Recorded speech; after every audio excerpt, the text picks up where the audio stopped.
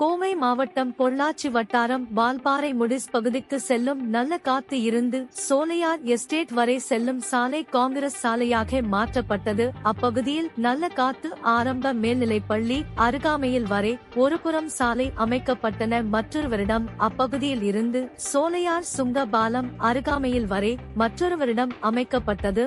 இதற்கு நடுவே உள்ள சுமார் 15 அடி அளவில் சாலையை அமைக்காமல் நடுவில் வாய்க்கால் போல் குழியாக உள்ளது. அப்பகுதியில் அரசு பஸ் லாரிகள் வரும் பொழுது வாகனங்கள் பழுது ஏற்படுகிறது. இரு சக்கர வாகனங்களில் வருவோர் அப்பகுதியில் நிலைத்தடி மாறி விபத்துக்கள் ஆகும் அவல நிலை உருவாகியுள்ளது.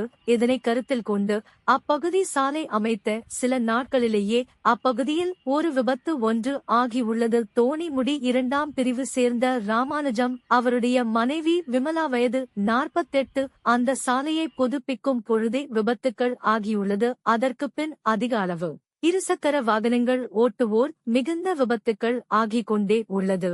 இதனை கருத்தில் கொண்டு அப்பகுதியில் உள்ள சாலையை தடுப்பு சுவர் அமைக்க வேண்டும். பின்பு சாலையில் உள்ள பழுதான இடங்களை சரி செய்து தந்தால் விபத்துக்களை தவிர்க்கலாம். எதிரே வரும் வாகனங்கள் வருவதை தெரிவதில்லை. இதனால் சாலையில் உள்ள வழமைகளில் வைக்கக்கூடிய வளைவு போடு ஸ்டிக்கர்களை வைக்க வேண்டும் என அப்பகுதியில் உள்ள பொதுமக்கள் வாகன ஓட்டுநர்கள் அரசு பஸ் ஓட்டுநர்கள் கூறுகின்றனர். இதனால் விபத்துக்களை தடுக்கலாம் என அப்பகுதியில் உள்ள பொதுமக்கள் கூறுகின்றனர்.